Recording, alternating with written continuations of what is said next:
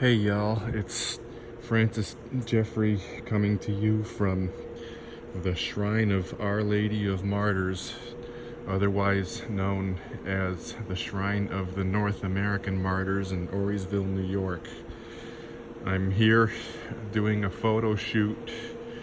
which ends tomorrow, and I just wanted to touch up briefly on some very important tactics in terms of what it takes to create good imagery.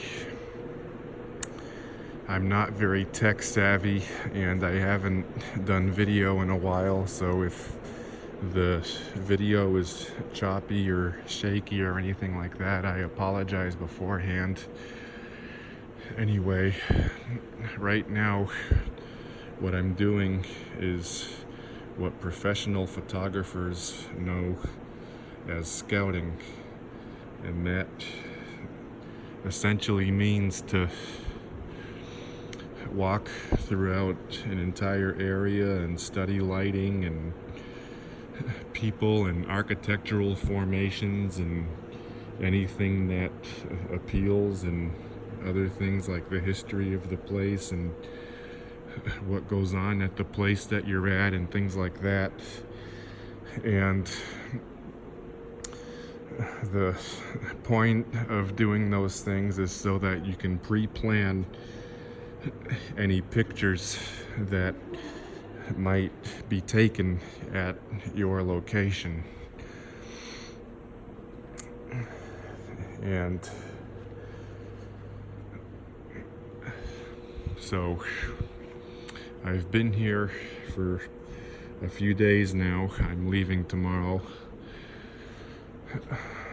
But this is a really important shoot in my history because I'm about to start doing wedding photography most likely, and so I'm doing churches intentionally to design a good portfolio for potential future wedding clients. I just noticed a very interesting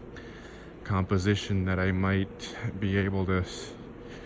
document here to use to explain composition in photography if I go farther down here.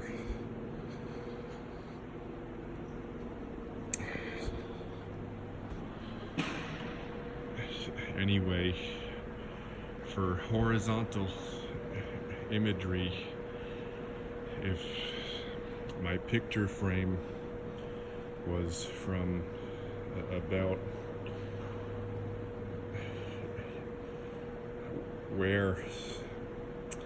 the end of my out of focus finger is on the left, and again from the other end of the screen here where my finger, which is out of focus, ends on the right, there would be an eye flow of seats leading to the altar, and the altar leads to the pulpit, and the chair here overlooks the pulpit and the altar. Now, if that person that just walked across the screen was in the picture, it would not be a good photograph, because he has a cell phone and modern day clothes and everything else, and this photograph is about things that are old-fashioned or ancient, or things that document certain things in human history that happened thousands of years ago. So it just does not make any sense to have anything modern in a photograph that is like the photograph that I just described, which would be framed from the end of my out of focus finger on the right to my out of focus finger on the left. And I should explain additionally that if the photograph were framed in this way, the fence at the bottom would also be an interesting thing to add because of the crosses and linear formations which would contribute to the eye flow. And the eye flow is essentially what helps guide the eye throughout a picture, and it's one of the three main rules of composition. So look up eye flow if you're interested. It's one word. And additionally, there's a medium to deep depth of field here because there's a line right where my out of focus hand is, where the top of the fence is, and then there's additional lines in the stairs, and then there's lines in the pews in the background, and then there's a line where the pews end and the brick wall starts, and there's also a line at the tops of the doors, etc. And so I have officially covered two of the three main rules of composition in this portion of the video. The third rule is what's known as rule of thirds, and I guess I can explain what that rule essentially does from this vantage point here. I'm gonna have to re-zoom in or zoom out or something first and sit down on this pew here.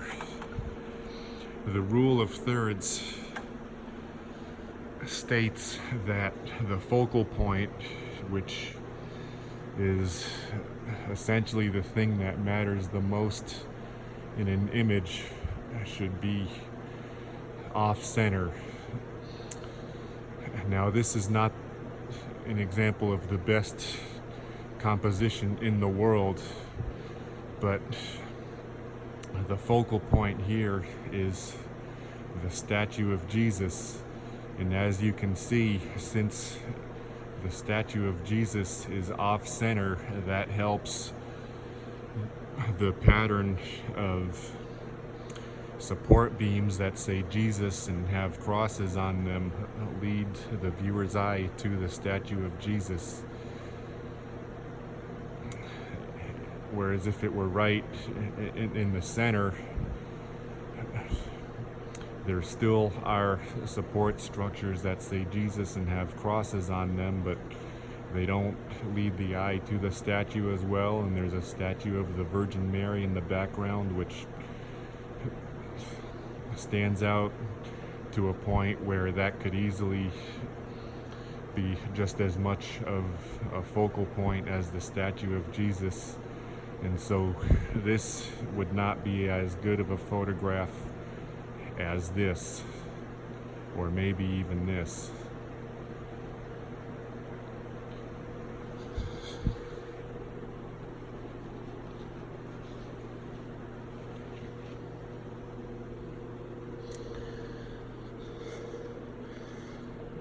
Now, after you master the first three most commonly used rules in composition, you will learn about more advanced rules of composition in later videos that I might do, which have to do with things like silhouetting to make the background or foreground stand out, and certain lighting effects, and more about placement of objects and how to properly enhance the strength of eye flow and depth of field. and when to use which forms of composition and when to not use certain forms of composition, and all sorts of other fun stuff. This would be an example of an awful photograph, because even though there is technically an eye flow, there's way too many modern structural formations in the ceiling, and I've got this distracting looking statue of the Virgin Mary with baby Jesus in the foreground, and the statue of Jesus on the crucifix in the background is facing the wrong way, and it's a little bit too dark, and so that would be an example of a photograph that has eye flow in it but still is a terrible photograph. If I were to take a photograph of this from the perspective that I was just at.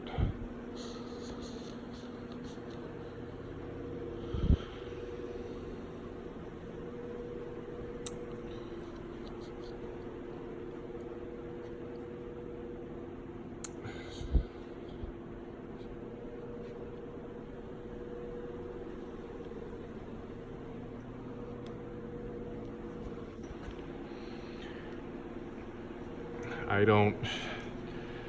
really know how to do anything like show still photos and videos and have the photo take up the entire screen without there being any movement, so I'm just gonna do the best I can right now to show you the LCD screen on my DSLR camera to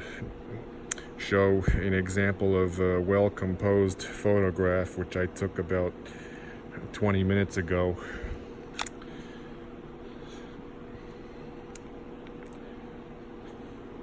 See, there's an eye flow that is a pattern of sunlight shining in through the windows, which leads the eye through the flowers and eventually into the background, and then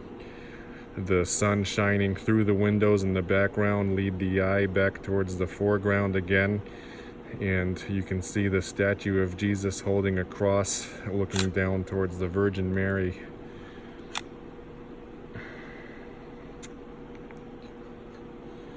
And then there's a cross on the doorway in the background, which shows that the setting is in a church. And these numbers up here are actually my shutter speed and my f-stop that I used to take this picture. I don't think it displays ISO, but my shutter speed was 1/80th of a second, and my f-stop was a half stop of 5.0, which is just under the full f-stop of f5.6.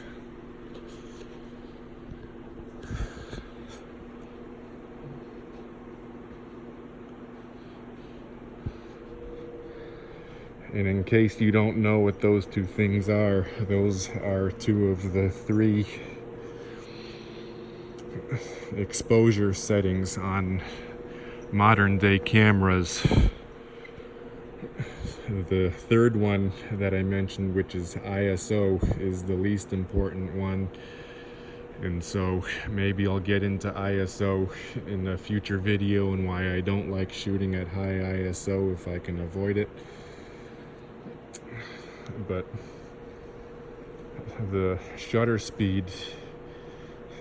is a measurement of how long the light sensitive material in the camera is exposed to light for, and the f-stop is the size of the opening that gets created between the outer end of the camera lens and the light sensitive material in the camera, which opens to expose the light sensitive material to the actual light. And I think I've walked pretty much all throughout the entire church and explained everything I need to explain. And so you will all hear from me again in a later video, and remember that there will be links supplied to the pictures that I took inside this church as well as on the grounds of the church in the description of this video. Thanks. Bye.